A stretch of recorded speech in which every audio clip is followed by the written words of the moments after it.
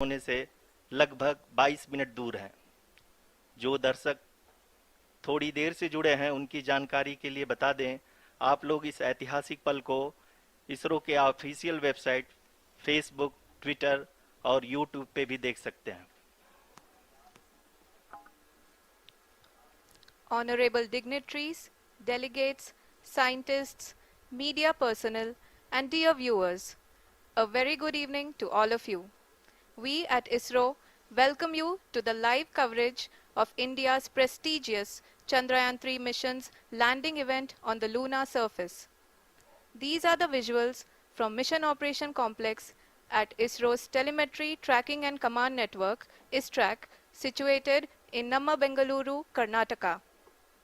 I, Arushi Seth, and my colleague, Dr. Padamdeo Mishra, are your hosts for the evening and shall accompany you on the journey of the landing event from powered descent start to touchdown. Today, we shall be witnessing the final phase of the critical and most technologically challenging mission operations of Chandrayaan 3, wherein the lander module will be making a safe and soft landing on the surface of the moon. These display screens show the countdown to the power descent start as well as the path that will be followed by the lander module. We are 18 minutes away from the commencement of power descent. India is at the brink of creating history as we all await with bated breath to witness the landing on Moon's south polar region.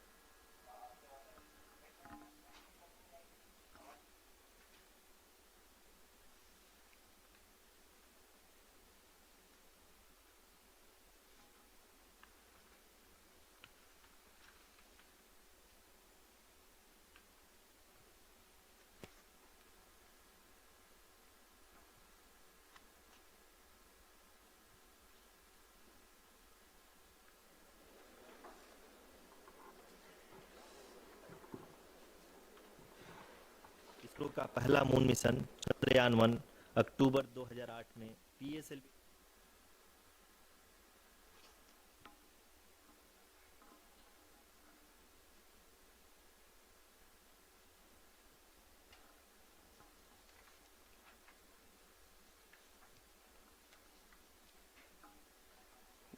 धन्यवाद Arushi.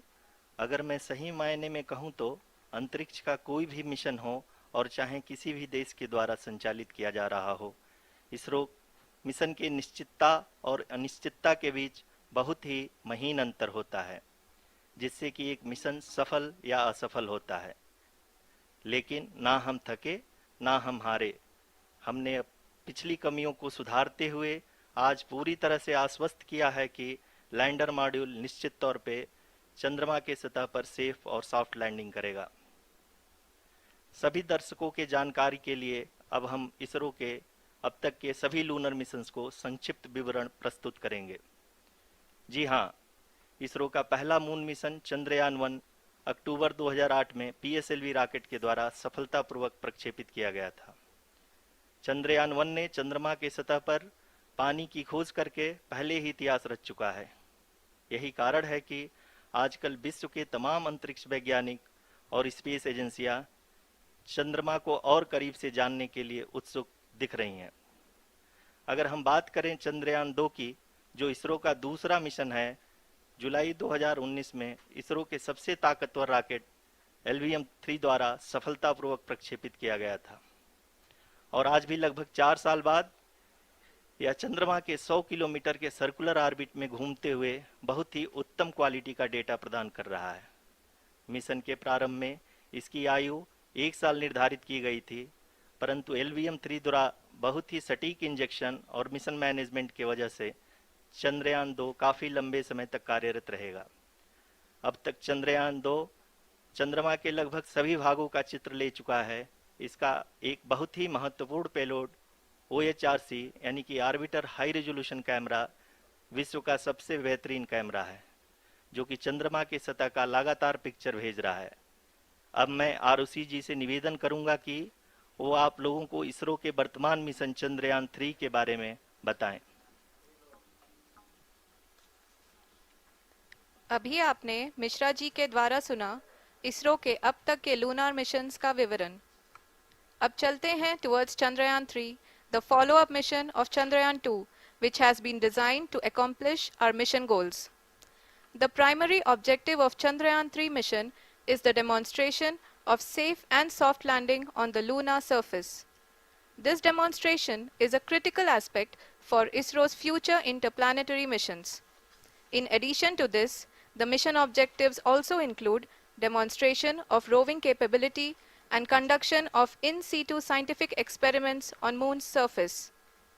Carried on the shoulders of India's heaviest rocket LVM-3 on the 14th of July, Chandrayaan 3 was placed in the precise elliptic parking orbit of size 170 by 36,500 kilometers. ISRO, in its mission plan of following the incremental trajectory approach, carried a total of 5 earthbound maneuvers. The fifth apogee raising maneuver, which took place on the 25th of July, placed the spacecraft in an orbit of 250 by 1,27,000 kilometers. At the early hours of 1st August, the translunar injection was carried out, after which the composite module began the final leg of its long journey of nearly 3,84,000 kilometers for its rendezvous with the Moon. The TLI was a key step in the mission, enabling the spacecraft to escape Earth's gravitational pull and travel to the Moon. An orbit of 288 by 3,69,328 kilometers was achieved at the end of the translunar injection. जी हाँ, translunar injection किसी भी interplanetary mission के लिए बहुत ही आवश्यक परंतु कठिन operation होता है। इस सफल मैन्यूवर के बाद चंद्रयान 3 पृथ्वी से दूर निकलकर चंद्रमा के प्रभाव क्षेत्र में एक हाइपरबोलिक ट्रेजेक्टरी के द्वारा पहुंचाया गया। पुनः 5 अगस्त 2023 को लूनर ऑर्बिट इंसर्शन के द्वारा चंद्रयान 3 को 160 किलोमीटर के पेरीलून और 18,000 किलोमीटर के अपोलून के साथ चंद्रमा के इलिप्टिकल ऑर्बिट में स्थापित कर दिया गया। टीएलआई के तरह एलओआई भी एक बहुत जटिल ऑपरेशन होता है। इसमें हमें यह ध्यान देना आवश्यक होता है कि उपग्रह के वेगमान को एक निश्चित बिंदु से घटाया जा सके, अन्यथा उपग्रह चंद्रमा के प्रभाव क्षेत्र से बाहर निकल जाएगा। एलओआई के सफलतापूर्वक परिचालन के बाद चंद्रयान 3 की कक्षा को 4 बार और परिवर्तित किया गया। इस दौरान चंद्रमा की अधिकतम ऊंचाई को घटाकर 160 किलोमीटर कर दिया गया। इस पूरी प्रक्रिया में प्रपल्सन मॉड्यूल का लगभग 755 किलोग्राम ईंधन का उपयोग हुआ और चंद्रयान 3 के वेगमान को लगभग 850 मीटर प्रति सेकंड कम कर दिया गया। लैंडर मॉड्यूल को लगभग 150 किलोमीटर के सर्कुलर ऑर्बिट में स्थापित करने के बाद 17 अगस्त 2023 को प्रपल्सन मॉड्यूल से अलग कर दिया गया। पुनः लैंडर मॉडल के ऑर्बिट को 2 डीबूस्ट मैन्यूवर्स के द्वारा 150 किलोमीटर के सर्कुलर ऑर्बिट से घटाकर 25 गुणे 130 किलोमीटर के एलिप्टिकल ऑर्बिट में स्थापित कर दिया गया। इस दौरान यह भी सुनिश्चित कर दिया गया कि 800 न्यूटन के चारों थ्रोटेबल थ्रस्टर्स पावर डिसेंट के समय किसी भी चुनौती का सामना कर सकें। लैंडर मॉड्यूल इस ऑर्बिट में 4 दिन तक चंद्रमा की परिक्रमा करता रहा ताकि इसके सभी सब सिस्टम को पावर डिसेंट से पहले कार्यात्मक रूप से वेरीफाई और वैलिडेट किया जा सके। इस दौरान चंद्रयान 2 और लैंडर मॉड्यूल की आपस में बातचीत भी हो चुकी है। और संक्षेप में अब तक की यात्रा की बात करें तो लैंडर मॉड्यूल अब तक 21 बार पृथ्वी के और लगभग 120 बार चंद्रमा का चक्कर लगा चुका है और इस पूरी यात्रा में लगभग 55 लाख किलोमीटर की यात्रा भी पूरी कर चुका है। अब तक के इस पूरे अभियान में यह भी सुनिश्चित किया गया कि सारे ऑर्बिट मैन्यूवर्स इस प्रकार किए जाएं कि लैंडिंग साइट पावर डिसेंट की शुरुआत से ही लैंडर के ऑर्बिटल प्लेन में बना रहे।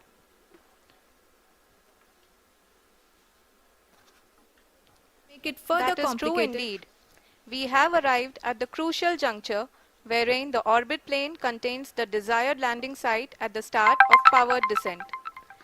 We are also happy to announce that live images from the Chandrayaan 3 lander imager camera is being received continuously.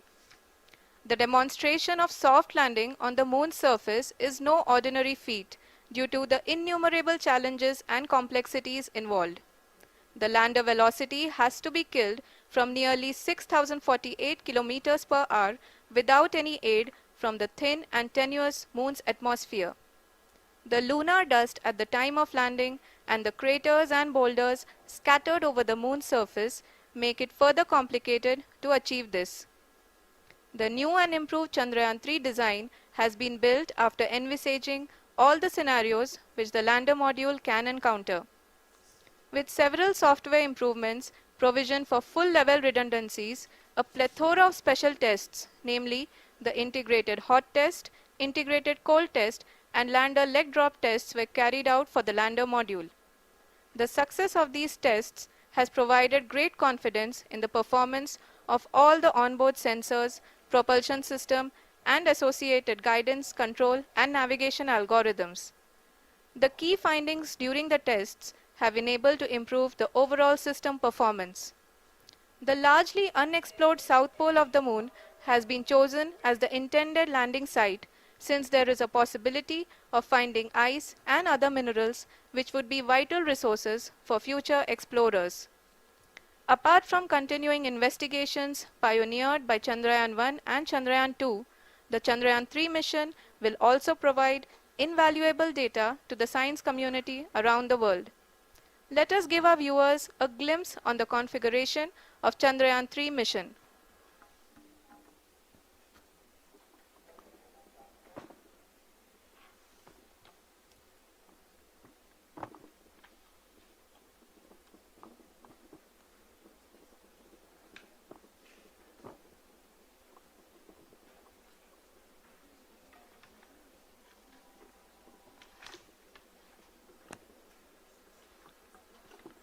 Chandrayaan 3 का मिशन प्लान लगभग चंद्रयान 2 के तरह ही बनाया गया है। यहाँ यह भी सुनिश्चित किया गया है कि चंद्रयान 3 को रॉकेट से अलग होने से लेकर के चंद्रमा के निकटतम कक्षा में स्थापित होने तक सारी गतिविधियां चंद्रयान 2 के तरह ही हों। और अब हम यह कह सकते हैं कि यह प्लान पूरी तरह से 100% सफल रहा। हालांकि लैंडर मॉड्यूल के सेंसर्स और प्रोपल्शन सिस्टम को इस तरह से मजबूत किया गया है कि लैंडर पावर डिसेंट के समय किसी भी आपदा से बाहर आकर के मिशन के मुख्य उद्देश्य को पूरा कर सके। इस क्रम में लैंडर के मुख्य सेंसर्स कारा, लासा, LHBC, LDV और LHDAC का कार्यात्मक परीक्षण भी किया जा चुका है। LDV जो कि पूर्णतः स्वदेशी तकनीकी से बनाया गया एक नया सेंसर है, इसका मुख्य कार्य लैंडर के वेलोसिटी को तीनों अक्षों में कंप्यूट करना है। पावर डिसेंट के दौरान लैंडर के सटीक पोजीशन और वेलोसिटी का ज्ञान होना बहुत ही आवश्यक है। लिराप यानी laser inertial referencing and accelerometer package इस कार्य को पावर डिसेंट के दौरान बखूबी निभाएगा। ट्रैजेक्टरी जनरेशन जो कि चंद्रयान 3 मिशन के लिए बहुत ही अहम है, क्योंकि हर ऑर्बिट मैन्यूवर के बाद यह सुनिश्चित किया जाता है कि लैंडर की मिशन ऑब्जेक्टिव को ना बदले। इस क्रम में मैं यह भी आपको बता दूं कि ऑर्बिट डिटर्मिनेशन जो कि उपग्रह के पोजीशन और वेलोसिटी को बहुत ही एक्यूरेटली बताता है, एक बहुत ही कठिन और जटिल कंप्यूटेशन और एस्टिमेशन होता है। यहाँ यह भी जानना महत्वपूर्ण है कि चंद्रयान 2 का OHRC पेलोड अब तक काफ़ी ऊंचे स्तर का डैम प्रदान किया है, जिसके फलस्वरूप लैंडिंग साइट के सीमा को बढ़ाकर 4 × 2.4 किलोमीटर कर दिया गया है, जो कि पावर डिसेंट के दौरान सॉफ्ट लैंडिंग कराने में काफ़ी सहायक सिद्ध होगा। Apart from the sensors, Chandrayaan-3 is equipped with a suite of sophisticated payload instruments. While Chandrayaan-1 and Chandrayaan-2 orbiter have provided abundant remote sensing data of Moon, equally important are the on-site localized measurements that provide ground truths.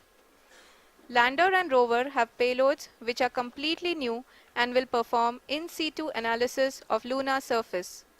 The two spectroscopes on rover, APXS and LIBS, will actively measure the surface elemental abundances at the landing location and surrounding area. The lander carries a seismometer ILSA that can sense impact events and lunar quakes. The thermal probe CHAST will measure the temperature profile and thermal conductivity of Moon's regolith. The Rambha payload will carry out lunar ionosphere studies, while the Laser Retroreflector Array shall be a passive location indicator for future spacecraft equipped with laser altimeter. The propulsion module has not been left behind, and an experimental shape payload has been added to it as a value addition. It will help in understanding the nature and characteristics of water-rich planets and will also aid in the future study of potentially habitable exoplanets. We are minutes away from the start of powered descent. The entire powered descent shall be carried out by the Onboard Autonomous Landing Sequencer, or ALS, which is a series of instructions preloaded to the lander module. These instructions include the commands to be executed, data to be collected and analyzed, and decisions to be made and executed autonomously throughout the powered descent.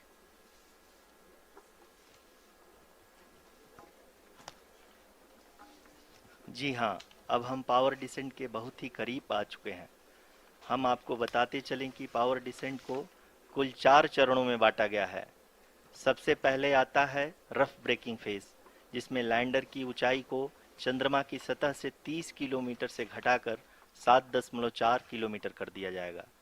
इस पूरी प्रक्रिया को पूरा करने में लगभग 11.5 minute लगेगा और इसका समानांतर वेग 1680 मीटर प्रति सेकंड से घटाकर 358 मीटर प्रति सेकंड हो जाएगा।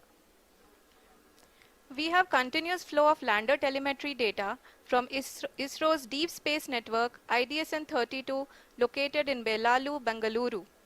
The data is being acquired real-time by station and is flown to the Mission Operation Complex through our communication links. In addition to it, we also have support from ESA and JPL DSN stations. There will be no ground intervention once the ALS takes charge. The preparation for today's event had started 48 hours before, wherein various pre-selections and uplinking of parameters for the autonomous landing sequence were carried out. The whole descent is divided into 4 phases: the rough braking phase, the attitude hold phase, fine braking phase, and the local navigation phase or the terminal descent phase.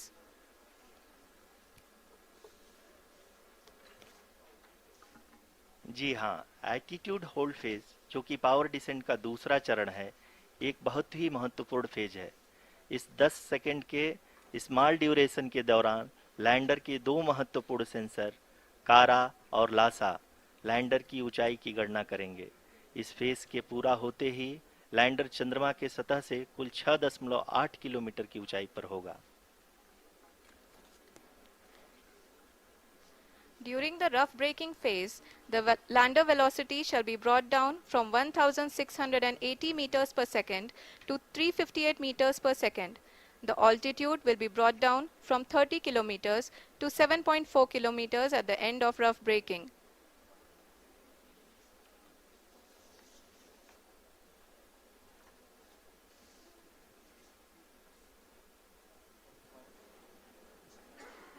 Currently, we can see the scientists are analyzing the lander data.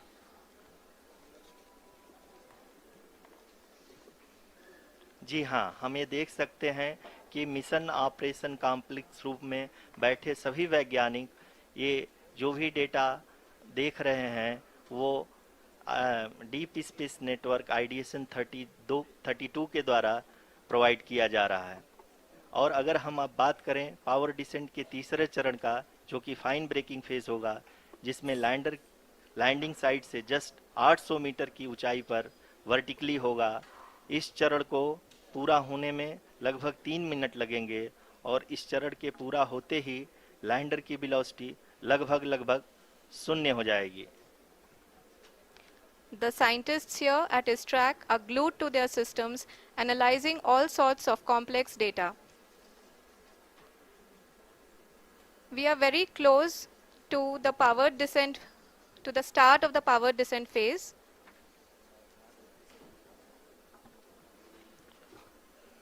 जी हाँ, अगर अगर हम अब बात करें power descent के चौथे और अंतिम चरण का, जो कि लोकल नेविगेशन फेज या टर्मिनल डिसेंट फेज भी कहा जाता है, इस दौरान लैंडर के 2 इंजन बंद कर दिए जाएंगे और लैंडर के सेंसरों द्वारा इसके हाइट और वेलोसिटी की गणना इनर्शियल नेविगेशन को भेज दिया जाएगा। इस दौरान लैंडर 150 मीटर की ऊंचाई को प्राप्त करने के बाद कुल 131 सेकंड लगाएगा।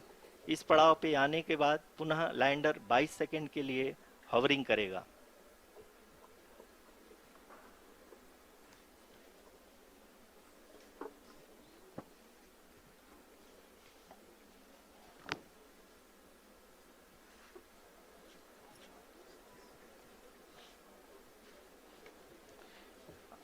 आप इस समय अपने स्क्रीन पे मिशन ऑपरेशन कॉम्प्लेक्स में बैठे सभी मान्यगणों को देख सकते हैं, जो कि बहुत ही उत्सुकता के साथ टेलीमेट्री डेटा को देख रहे हैं।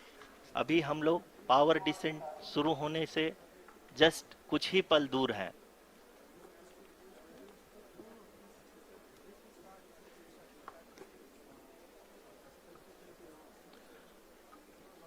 पावर डिसेंट शुरू होने में लगभग 30 सेकंड ही बचा है और हमको ये सारे data mission operation complex room में आईडीएसएन 32 के द्वारा, जो कि लगातार लैंडर के कनेक्शन में बना हुआ है, प्रदान कर रहा है। Dear viewers, the pivotal power descent has begun and the lander module is propelling towards the moon's surface along the intended trajectory.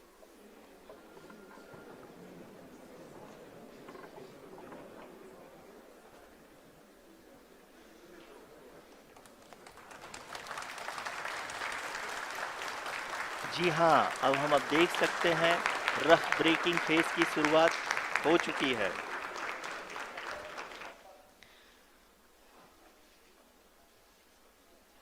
During this rough braking phase, the lander velocity shall be brought down from 1680 meters per second to 358 meters per second. The altitude will be brought down from 30 kilometers to 7.4 kilometers at the end of rough braking. All this in the duration of 690 seconds or 11.5 minutes. Currently, the Laser Inertial Reference and Accelerometer package (LIRAP) is aiding in the navigation. जी हाँ, अभी आप अपनी screen पे देख सकते हैं कि lander अब तक कुल 191 किलोमीटर हॉरिजेंटल दिशा में चल चुका है और अभी तक इसकी वेलोसिटी लगभग 31 किलोमीटर बनी हुई है।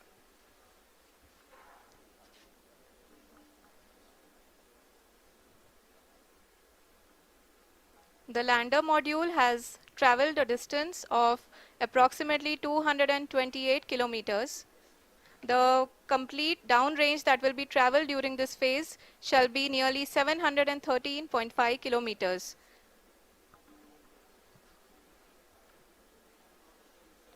जी हाँ, कुल 745 किलोमीटर के इस रफ ब्रेकिंग फेज में आप देख सकते हैं कि हम लोग लगभग अपनी यात्रा 20% कंप्लीट कर चुके हैं।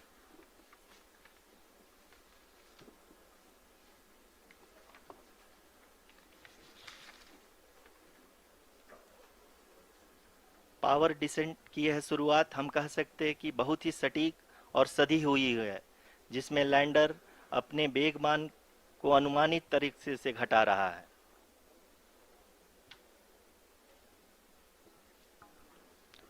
The altitude of the lander module will reduce from 7.4 kilometers to 6.8 kilometers.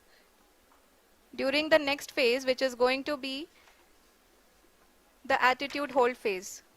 We can currently see that the altitude of the lander module is nearly 31 kilometers. Arushi, अभी हम इस ग्राउंड ट्रेस को देखते हुए कह सकते हैं कि रफ ब्रेकिंग फेज की शुरुआत बहुत ही अच्छे तरीके से हुई है। आप ये देख सकती हैं कि जो भी प्रोजेक्टेड ग्राउंड ट्रेस है उसी पे अपना लैंडर मॉड्यूल आगे चलते हुए बढ़ रहा है। अभी तक ये देखा जा सकता है कि लैंडर मॉड्यूल लगभग 370 किलोमीटर 36 दिशा में चल चुका है। The mission operations team is analyzing the data.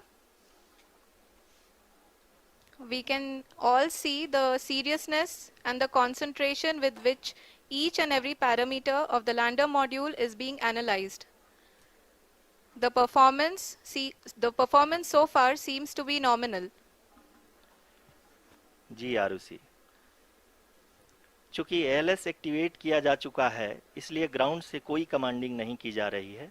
इस दौरान आपके स्क्रीन पे ये सारे डेटा इसरो के डीप स्पेस नेटवर्क से रियल टाइम में आ रहे हैं। इस मिशन में सेकेंड और थर्ड ऑर्डर गाइडेंस पॉलिनोमियल का प्रयोग हुआ है, जो कि इनर्शियल थ्रस्ट और एंगल के हमेशा सुनिश्चित करेगा। During the entire descent, there is no ground intervention as the ALS has taken charge. The preparation for today's event had started nearly 48 hours before, wherein various pre-selections and uplinking of parameters were done. We can see that the vertical velocity of the lander module has been brought down. It is continuously coming down. And the ALS had already been initiated 1 hour before the scheduled time of the power descent start.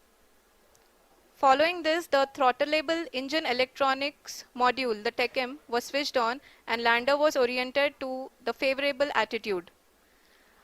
जी हाँ, आप अपनी screen पे देख सकते हैं कि lander module, जिसकी शुरुआत में वेलोसिटी 1680 मीटर पर सेकंड थी, लगभग 1150 मीटर पर सेकंड हो चुकी है, जो कि एक बहुत ही मैजेस्टिक शुरुआत कही जा सकती है इस रफ ब्रेकिंग फेज के लिए।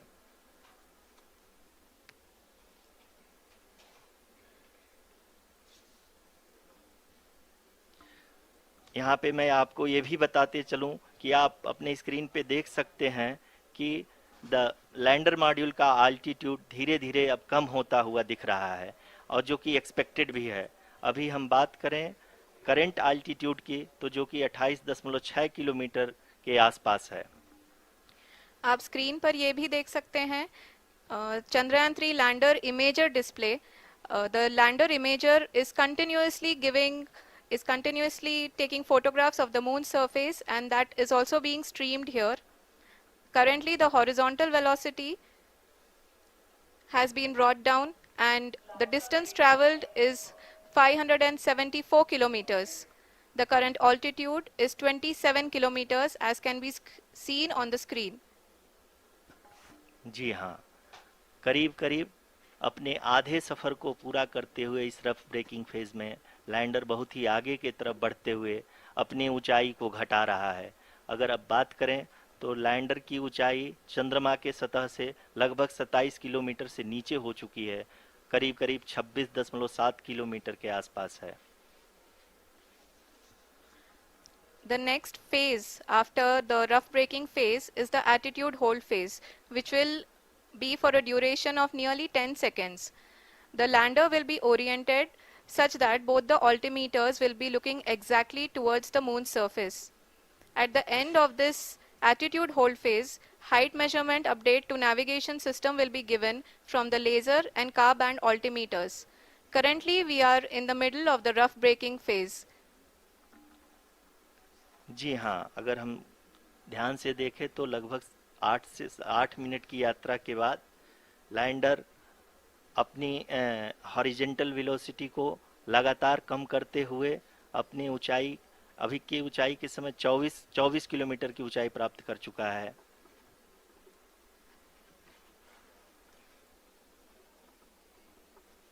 अब तक के आंकड़े को देखते हुए हम कह सकते हैं कि लैंडिंग पूरी तरह से नॉमिनल है। यहाँ पर हम देख सकते हैं कि हॉरिजेंटल वेलोसिटी लगातार कम होती हुई दिख रही है।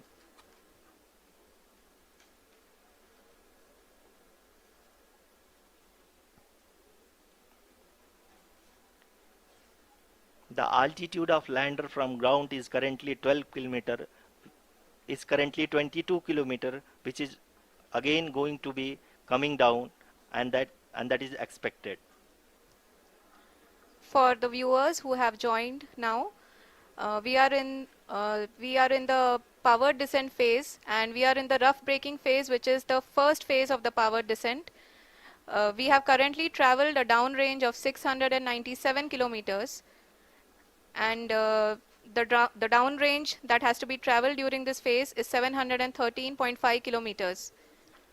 जी हाँ, अभी आप देख सकते हैं कि लैंडर की हॉरिजेंटल वेलोसिटी लगभग 720 मीटर प्रति सेकंड हो गई है।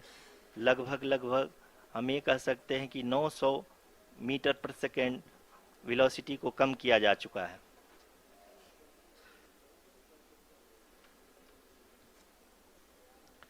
At the same time, we can see the altitude of the lander is just 17.8 kilometer from the moon surface, which is going to be around 7.4 at the end of the rough braking phase.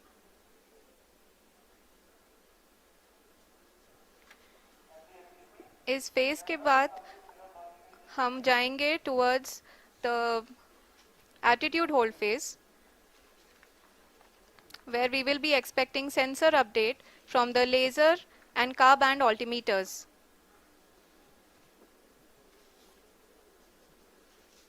We can see the visualization of the lander module moving towards the moon's surface. The current altitude is nearly 15.2 kilometers, and the distance traveled is 754 kilometers. We can also see the image that the lander imager camera has been providing. जी हाँ, इस rough breaking phase के दौरान 800 Newton के चारों throttle engine अपने कार्य को पूरी तरह से अंजाम दे रहे हैं और लैंडर के हॉरिजॉन्टल वेलोसिटी को लगातार कम कर रहे हैं। अब तक लैंडर लगभग अपने 75 से 80% की यात्रा को पूरा कर चुका है।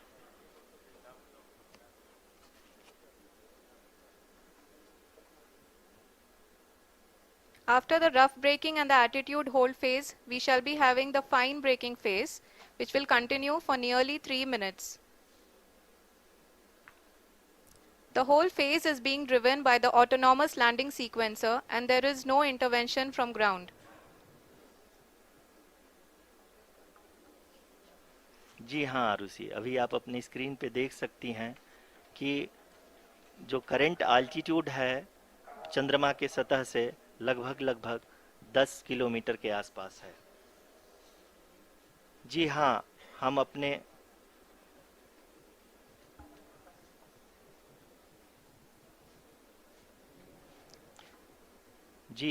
हमारे प्रधानमंत्री जी श्री नरेंद्र मोदी जी हम सभी का उत्साहवर्धन करने के लिए दक्षिणी अफ्रीका के जोहानसबर्ग से जुड़ गए हैं।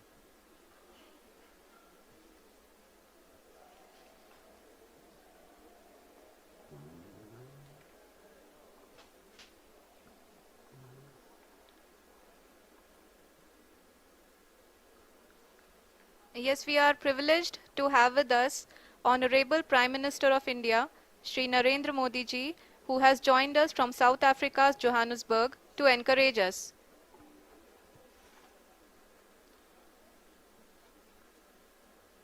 जी हाँ, आप ये देख सकते हैं एल्टीट्यूड होल्ड फेस भी बहुत ही आसानी से लैंडर फेस ने पार कर लिया है और अब फाइन ब्रेकिंग की शुरुआत हो चुकी है। अभी हम ये देख सकते हैं कि लैंडर की ऊंचाई लगभग 5.6 किलोमीटर है, जो कि इस फेज के उपरांत लगभग 800 मीटर हो जाएगी।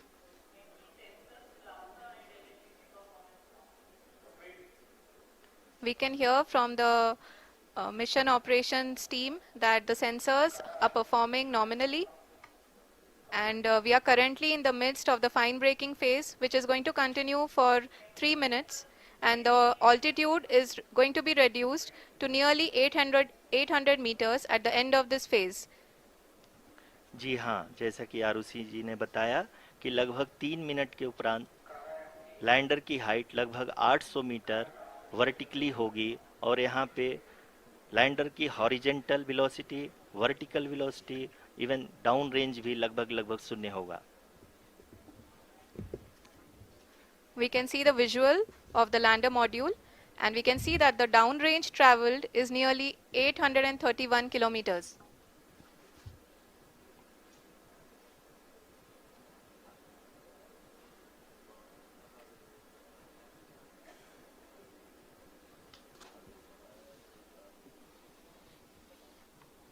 जी हाँ, आप अपनी स्क्रीन पे देख सकते हैं कि लैंडर की ऊंचाई अब चंद्रमा की सतह से लगभग 3 किलोमीटर से कम हो चुकी है। We are very close to the moon's surface, nearly 2.6 kilometers as we can see.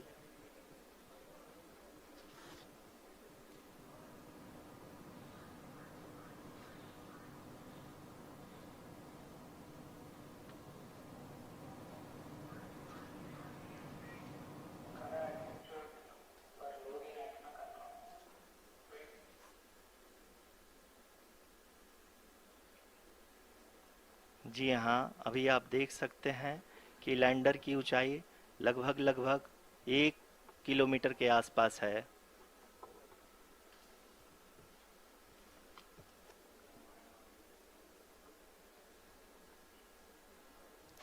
We are nearing the final phase of the power descent,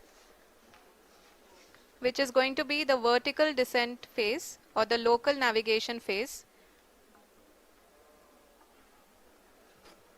जी हाँ, अब हम फाइन ब्रेकिंग वेव्स के एकदम करीब आ चुके हैं। हाँ, आप तालियों के गड़गड़ाहट से सुन सकते हैं कि हम लोगों ने तीसरे चरण को भी बहुत ही सफलतापूर्वक हासिल कर लिया है और अभी हम वर्टिकल डिसेंट फेज में आ चुके हैं, जिसकी शुरुआत भी बहुत ही अच्छे ढंग से हो चुकी है।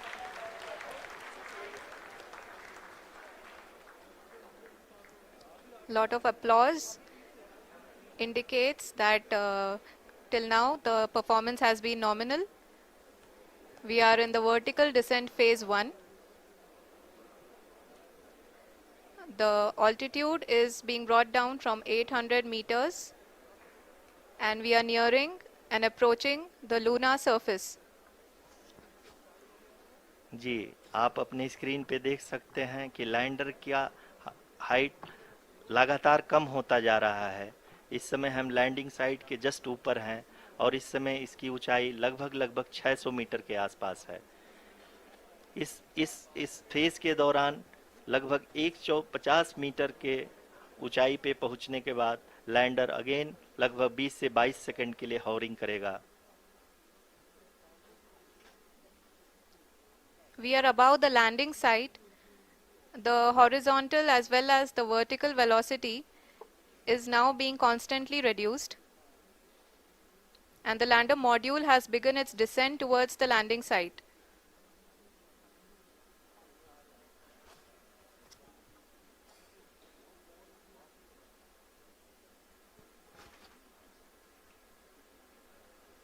जी हाँ, आप अपने स्क्रीन पे देख सकते हैं ये जो पथ निर्धारित किया गया है, लैंडर पूरी तरह से उसी को ही फॉलो कर रहा है।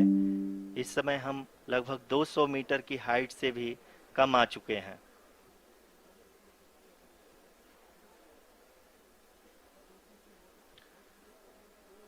अब हम ये देख सकते हैं कि हम लगभग 150 मीटर की ऊंचाई पे हैं चंद्रमा के सतह से।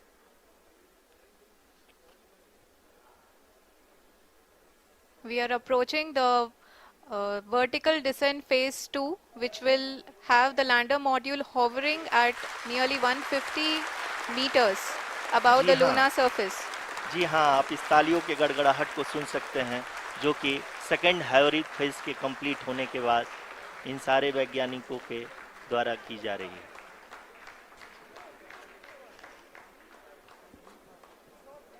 जी हाँ, आप अगर फिर से ध्यान से देखें तो एल्टीट्यूड पुनः कम होता जा रहा है। अभी हम लोग लगभग 135 मीटर की ऊंचाई पे हैं। The sensors that are updating at this point are providing confirmation of the safety of the landing site. As expected, the retargeting is going on and this is a very good signature for the lander. अभी आप ये देख सकते हैं कि lander की ऊंचाई लगभग 65 मीटर के आसपास बची हुई है।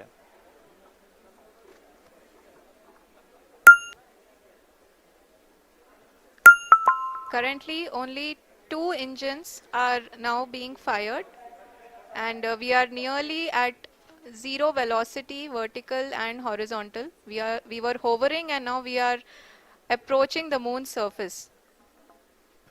धीरे धीरे लैंडर की वेगमान को कम किया जा रहा है और हम अब लगभग 50 मीटर से भी कम आ चुके हैं.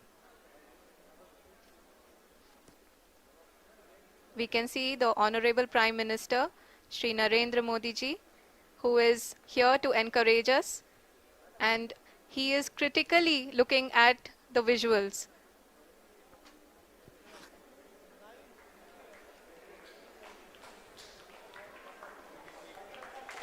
जी हाँ, आप अपने स्क्रीन पे देख सकते हैं कि हम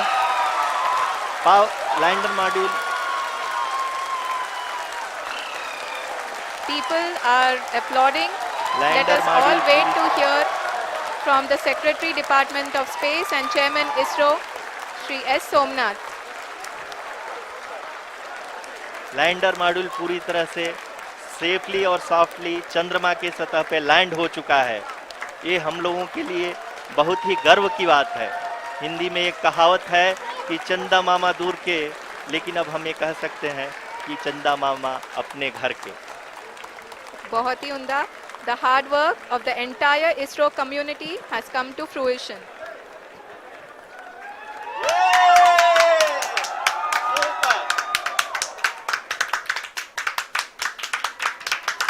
आदरणीय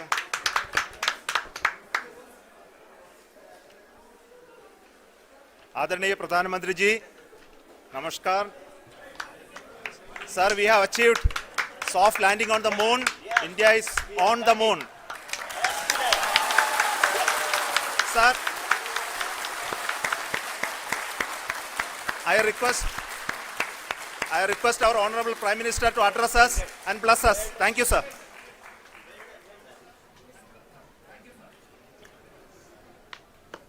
मेरे प्यारे परिवारजनों,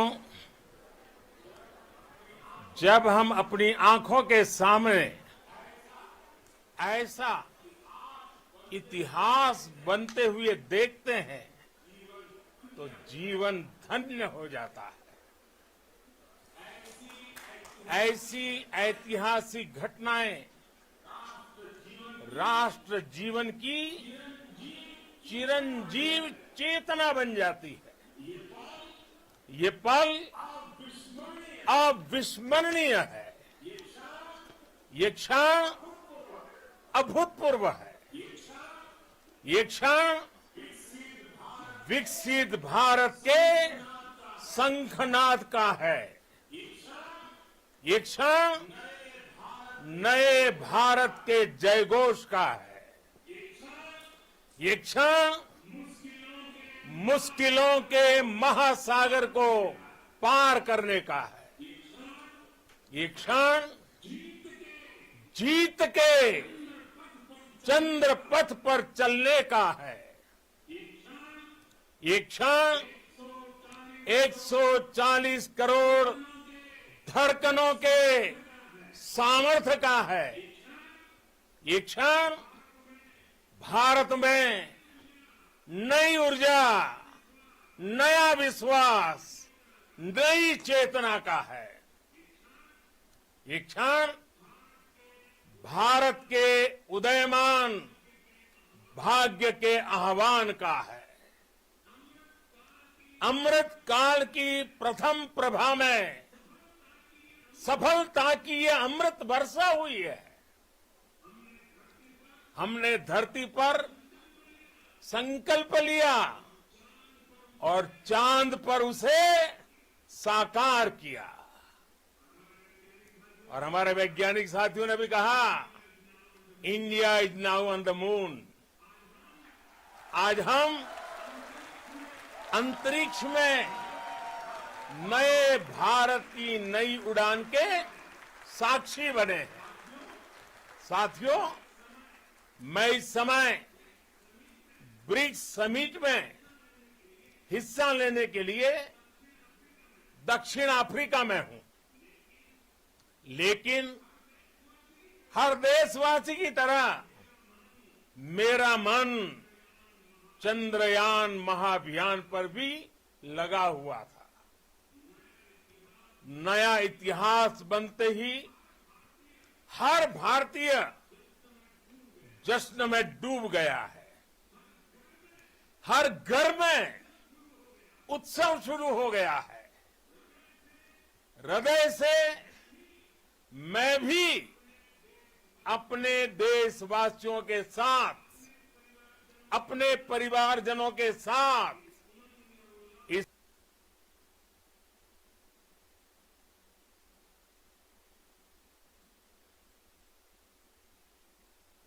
इस उमंग और उल्लास से जुड़ा हुआ हूं। मैं टीम चंद्रयान को, इसरो को और देश के सभी वैज्ञानिकों को जी जान से बहुत बहुत बधाई देता हूं, जिन्होंने इस पल के लिए वर्षों तक इतना परिश्रम किया है। उत्साह, उमंग, आनंद और भावुकता से भरे इस अद्भुत पल के लिए मैं 140 करोड़ देशवासियों को भी कोटि कोटि बधाइयां देता हूं।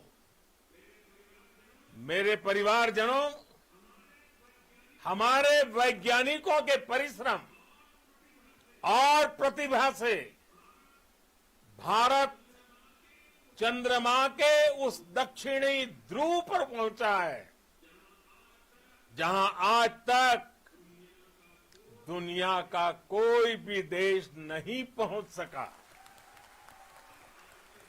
अब आज के बाद से चांद से जुड़े मिथक बदल जाएंगे, कथानक भी बदल जाएंगे और नई पीढ़ी के लिए कहावतें भी बदल जाएगी। भारत में तो हम सभी लोग धरती को मां कहते हैं और चांद को मामा बुलाते हैं। कभी कहा जाता था, चंदा मामा बहुत दूर के हैं। चंदा मामा बहुत दूर के हैं। अब एक दिन वो भी आएगा जब बच्चे कहा करेंगे, चंदा मामा बस एक टूर के हैं। Friends, on this joyous occasion, I would like to address all the people of the world, the people of every country and region. India's successful moon mission is not just India's alone. This is a year in which the world is witnessing India's G20 presidency. Our approach of one earth, one family, one future is resonating across the globe. This human-centric approach that we present and that we represent has been welcomed universally. Our moon mission is also based on the same human-centric approach. Therefore, this success belongs to all of humanity, and it will help moon missions by other countries in the future. I am confident that all countries in the world, including those from the global south, are capable of achieving such feats. We can all aspire for the moon and beyond. मेरे परिवारजनों, चंद्रयान महाअभियान के ये उपलब्धि भारत की उड़ान को चंद्रमा की कक्षाओं से आगे जाएगी। हम हमारे सौर मंडल की सीमाओं का सामर्थ्य परखेंगे और मानव के लिए ब्रह्मांड की अनेक संभावनाओं को साकार करने के लिए भी जरूर काम करेंगे। हमने भविष्य के लिए कई बड़े और महत्वाकांक्षी लक्ष्य तय किए हैं। जल्द ही सूर्य के विस्तृत अध्ययन के लिए ISRO Aditya L1 mission launch करने जा रहा है। इसके बाद शुक्र भी इसरो के लक्ष्यों में से एक है। गगनयान के जरिए देश अपने पहले ह्यूमन स्पेस फ्लाइट मिशन के लिए भी पूरी तैयारी के साथ जुटा है। भारत बार बार ये साबित कर रहा है कि sky is not the limit. साथियों, साइंस और टेक्नोलॉजी देश के उज्जवल भविष्य का आधार है। इसलिए आज के इस दिन को देश हमेशा हमेशा के लिए याद रखेगा। यह दिन हम सभी को एक उज्जवल भविष्य की ओर बढ़ने के लिए प्रेरित करेगा। ये दिन हमें अपने संकल्पों की सिद्धि का रास्ता दिखाएगा। ये दिन इस बात का प्रतीक है कि हार से सबक लेकर जीत कैसे हासिल की जाती है। एक बार फिर देश के सभी वैज्ञानिकों को Switch to Ganyaman Acno 5 face बहुत wash. बहुत बधाई और भविष्य के मिशन के लिए ढेरों शुभकामनाएं। बहुत बहुत धन्यवाद।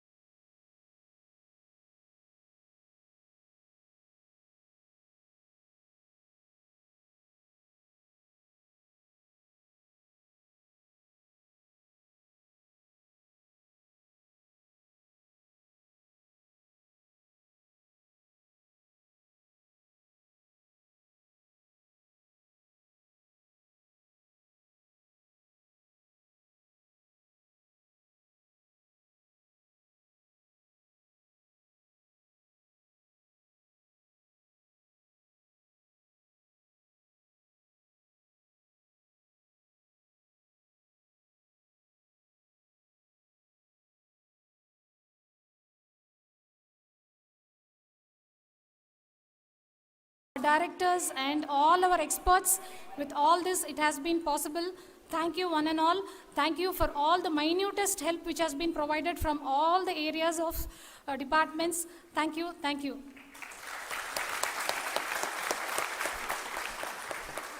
Now, Chandrayaan-3 is a result of the work done by thousands of scientists, engineers, our staff and industries and support team across ISRO and other places, other institutions. And Shankaran has been the lead of the center which integrated all of these efforts in the last so many years. So I request him to speak on behalf of all of you.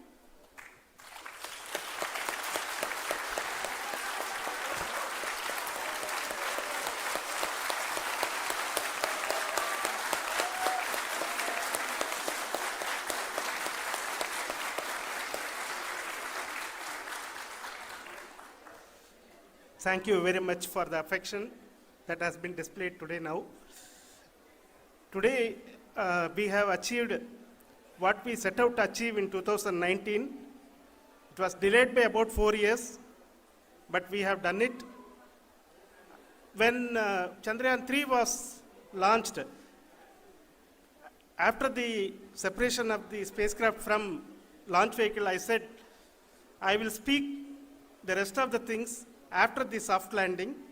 So here I will take a couple of minutes to tell the tremendous amount of effort that has been put in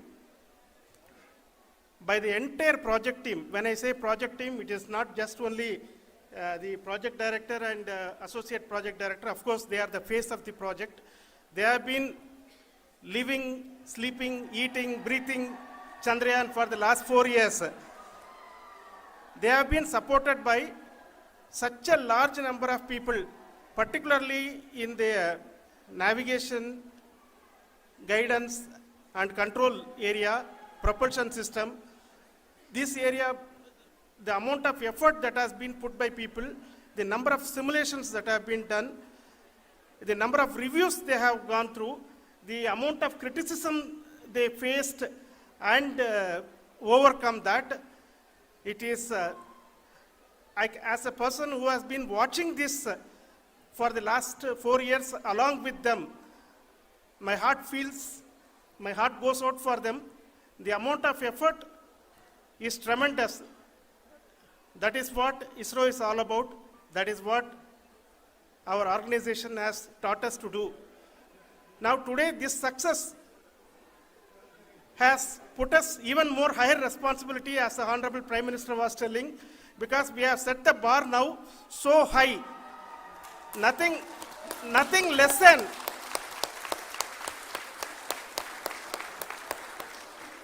less spectacular than this is going to be inspiring for any of us in the future.